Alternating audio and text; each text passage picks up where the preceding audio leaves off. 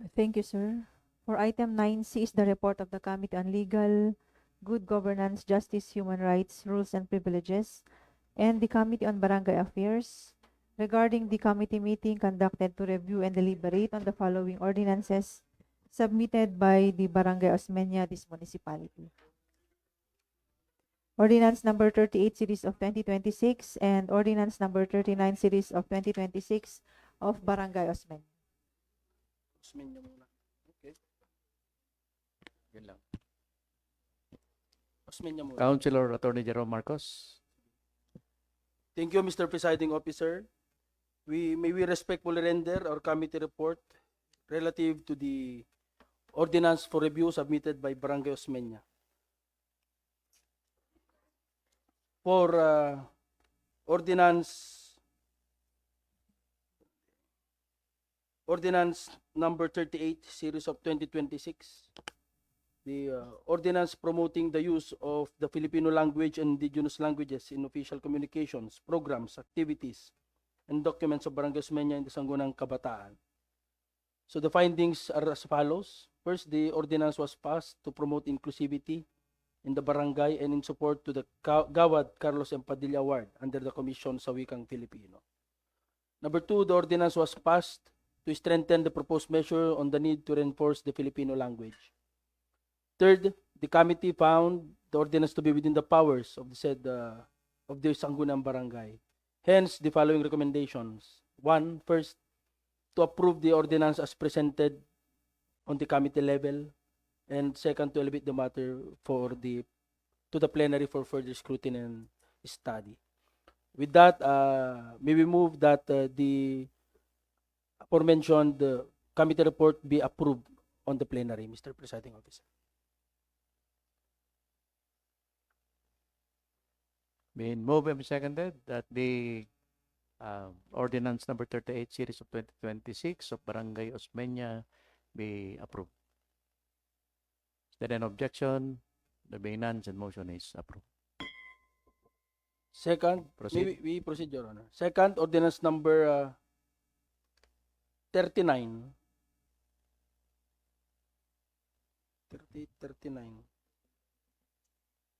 39, series of 2026. An ordinance institutionalizing the annual celebration of Buwan ng Wika and the implementation of programs promoting the Filipino language and indigenous languages in Barangay Osmeña, Solano, Vizcaya, and appropriating funds therefore. The findings are as follows. First, the ordinance was passed to promote inclusivity in the barangay, and second, the committee found the ordinance within the powers of the Sangguniang Barangay. Hence, this recommendation to approve the ordinance as presented before the committee and to elevate the matter to the plenary for study and scrutiny. With that, we move that this ordinance number 38 series of 2026 of Barangay Osmeña be the committee report as rendered be approved, Your Honor. Been moved and seconded that the ordinance number 39 series of 2026 of Barangay Osmeña be approved as recommended. Is there an objection? There being none, said motion is approved.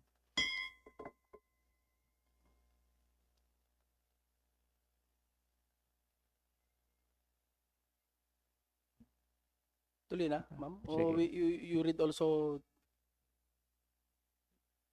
Okay, we now continue, Your Honor, on the ordinances passed or submitted for review by the Barangay Pilar de Galima.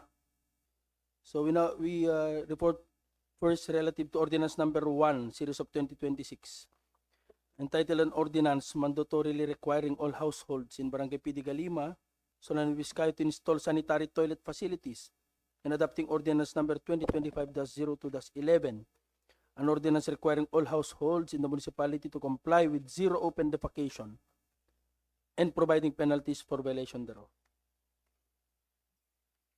We will move that we forego with the reading of the findings and proceed with the recommendations. Proceed. Mr. Presiding Officer. Proceed.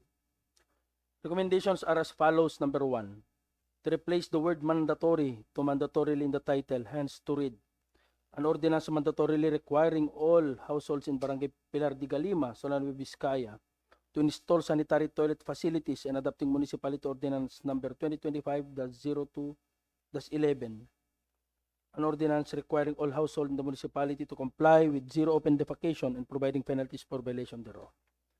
Second, to include in Section 4, Section 4, Paragraph 3 of the definition of terms, the word or, hence to read as follows. Section 4, definition of terms. For purposes of the ordinance, the following terms shall mean. Number 3, open defecation refers to the practice of defecating in open areas such as fields, rivers, creeks, vacant lots, or any open space. Third, to include in Section 6, Paragraph 1 of the prohibited acts, the word septic tanks. Hence to read, the following acts shall be strictly prohibited. Number 1, failure of household owners to provide access to sanitary toilet facilities and septic tanks when required. Fourth, to include in the Barangay Ordinance, Section 6 of the Municipal Ordinance Number 2025-02-11, which states, Section 6, creation of the Barangay ZOD Task Force and its functions. A, there shall be created the Barangay ZOD Task Force to be composed of the following: the chairperson, being the punong barangay. The members are as follows: Barangay Kagawad, chairperson, particularly chairperson Committee on Health. Another Barangay Kagawad, the chairperson of Committee on Environment. The Sangguniang Kabataan Federation, the Sangguniang Kabataan chairperson of the barangay. Department of Education, principal or head of school situated in the barangay, and the barangay health workers. B, the Barangay ZOD Task Force shall monitor and submit a quarterly written report on the status of compliance with the ordinance to the Municipal Government of Solano, ZOD Task Force, for appropriate action. Number 5, to include in Section 9, Task Force, the requirement of proper documentation. To read, Section 9, Task Force, the Task Force shall conduct regular monitoring and reporting with proper documentation for compliance. 6, to include in Section number 10, penalties under second offense, the word and, hence to read, Section 10, penalties, violation of this ordinance shall be penalized as follows. For second offense, fine of 500 and community service. And lastly, to elevate the matter to the plenary for its approval. With that, we respectfully move for the approval of this committee report as rendered. Been moved and seconded that the ordinance number 1, series of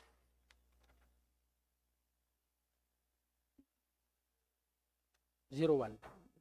01, series of 2026 of Barangay PD Calima be approved. Is there any objection? There being none, said motion is approved. Hence, we move that a resolution be passed approving and review the said ordinance, Mr. Chair. Yes. Proceed to the second ordinance. Okay. Second is the ordinance number 2, series of 2026, an ordinance institutionalizing the recognition of Latin and exemplary honors of college graduates of Barangay Pilar de Galima from any recognized higher educational institution, providing funds therefore and for other purposes. May we move that we proceed with the recommendations, Mr. Chair. Proceed to the recommendation.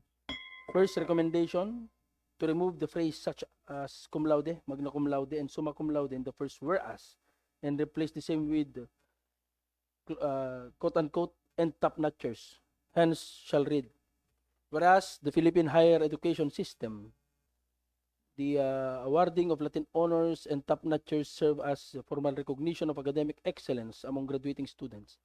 This distinction, rooted in the medieval academic traditions, have been adapted to the local context through regulatory frameworks established by the Commission on Higher Education. As a primary government agency responsible for overseeing tertiary education under Republic Act No. 7722, the Higher Education Act of 1994, the CHED promulgated guidelines to ensure uniformity, fairness, and integrity in the conferment of such honors across public and private higher educational institution. Second, to change Section 1, short title of the Ordinance 2, na sirib nga taga PD Galima Ordinance. Hence, which shall read as follows. Section 1, short title, this ordinance shall be known as the nasirib nga taga PD Galima Ordinance. Third, to include in Section 2, Paragraph A of the Ordinance, Academy and University. which shall already be read as Section 2, Objectives. This ordinance aims to A. Recognize outstanding academic achievements of college, academy, and university graduates. Number 4, to include in Section 4, Paragraph 2 of the ordinance, quote-unquote, or bar top-notchers and or the Supreme Court, which shall be read as Section 4. Definition of terms. Number 2, board top-notcher or bar top-notchers refer to an individual who obtained one of the highest scores in the professional licensure examination administered by the Professional Regulation Commission or the Supreme Court. Fifth, to include in Section 4, Paragraph 3 of the ordinance, the word academy, and which shall read. Section 4, definition of terms. Number 3, college graduates refer to an individual who have successfully completed the academic requirement of a degree program in a college, academy, or university and have been awarded a bachelor's degree. 6, to remove from Section 4, the definition of terms, Paragraph 4, the words cum laude, magna cum laude, number 4, cum laude, 8, magna cum laude, number 10, summa cum laude. And to include them under 6, under the item 6, Latin honors, which shall already be read as Section 4, definition of terms. Latin honors refer to academic distinctions such as cum laude, magna cum laude, and summa cum laude awarded to graduating students who have achieved outstanding scholastic performance during their college and college, academy, or university education. Number 7, to remove from exemplary honors section under Section 5, qualification, quote-unquote, other equivalent academic honors. 8, to remove from Section 6, incentive and appreciation. The note amount may be adjusted depending on barangay funds, and to rephrase the said section and shall be read as Section 6, incentives and appreciation. Qualified graduates shall receive the following benefits subject to the ability of funds. Number 9, to revise the requirements as provided in Section 7, requirement, hence to read. Section 7, requirement, applicants must submit the following: A, photocopy of diploma; B, certification of honors as to cum laude, magna cum laude, and summa cum laude, or examination result as to top-notchers; C, barangay residency certification; D, photocopy of valid identification card; and E, filled up form. 10, to specify in Section 10, implementing committee, the person who shall be responsible in receiving the filled up form required under Section 7 requirement. 11, to include a section on who shall be the bona fide recipients of the benefits of the ordinance. Number 12, to consider the sources of funds as enumerated under Section 9. And lastly, to elevate the matter to the plenary for approval and scrutiny. With that, I respectfully move that this committee report be approved and adopted. Mr. Chair. Been moved and seconded that Barangay Ordinance Number 2, Series of 2026 of Barangay Pidiga Lima be approved as per the findings and recommendation. Is there any objection? There being none, said motion is approved. With that, we respectfully move to pass a resolution approving on review the ordinance number 2, series of 2026 of Barangay Pidiga Lima. Same is approved. For Barangay Ordinance for Review for Barangay Quezon, we render a report on Ordinance number 12, series of 2026, entitled An Ordinance Declaring the Second Saturday of the month of August of every year as Farmers' Day in Barangay Quezon, Salami, Vizcaya, and providing funds thereof. We move that we proceed immediately to the recommendations, Proceed. Mr. Chair. Number 1, to change the word thereof as used in the title of the ordinance to therefore, hence to read. An ordinance declaring the second Saturday of the month of August of every year as Farmers' Day in Barangay Quezon, Salami, Vizcaya, and providing funds therefore. Number 2, for the Sangguniang Barangay to consider including a section for the definition of terms. Number 3, to include as one of the activities in Section 4, program implementation, grand raffle draw. Number 4, to remove from Section 5 the creation of Farmers' Day Committee, the names of the Sangguniang Barangay members, and to include in the enumeration of members accredited CSOs, NGOs, hence to read Section 5. Creation of Farmers Day Committee. A Farmers Day Committee is hereby created which shall be composed of the following: Chairperson, the Punong Barangay; Co-Chairperson, the Committee on Agriculture; the members, the Sangguniang Barangay members, Barangay Secretary, Barangay Treasurer, BAPSI, representative from Farmers Association, and accredited CSOs and NGOs. Finally, to elevate the matter to the plenary for its approval and scrutiny. With that, I respectfully move for the approval of this committee report as rendered. Said Mr. Chair. committee report on the ordinance filed by Barangay Quezon, ordinance number 12 series of 2026 is approved on this committee level. Further manifestation? We respectfully move to pass a resolution approving and review this ordinance number, yung number na dato yan, 20. number 12, series of 2026 of Barangay Quezon, Mr. Chair. Been moved and seconded that we pass a resolution approving ordinance number 12, series of 2026 of Barangay Quezon pertaining to the declaration of the month of August of every year as Farmers' Day. Is there any objection? There being none, said motion is approved. Lastly, Mr. Chair, rendering report on for review ordinance number 13, series of 2026, an ordinance entitled an ordinance recognizing the competent and exemplary performance of college graduates residing in Barangay Quezon, Solano, Vizcaya, who top national professional board or bar examinations, providing for recognition, incentives, and implementation of guidelines and for other purposes. May we respectfully move that we proceed with the recommendations. Proceed. First recommendation, to remove the word recognition in the title of the ordinance, hence to read: an ordinance recognizing the competent and exemplary performance of college graduates residing in Barangay Quezon, Solano, Vizcaya, who top national professional board or bar examinations, providing for penalties and implementation guidelines and for other purposes. Number 2, to make section 3 short title as the first section of the ordinance. Number 3, to change the short title of the ordinance to Academic Excellence Incentive Ordinance of Barangay Quezon, Solano, Vizcaya. 4, to rename the section title for section 4 from section for activities to section for incentives and privileges. Number 5, to include a section stating the requirement on how to avail the ordinance, how to avail the benefits under the ordinance, including the requirement of submitting an application by the beneficiaries. 6, to replace section 5, commendation to support systems, hence to read: Section 5, commendation to support systems. The Sangguniang Barangay extends its commendation to the graduate's family for their unwavering support and guidance. And lastly, to elevate the matter to the plenary for its adoption and approval, Mr. Chair. With that, respectfully move that this committee report as rendered be approved on the plenary.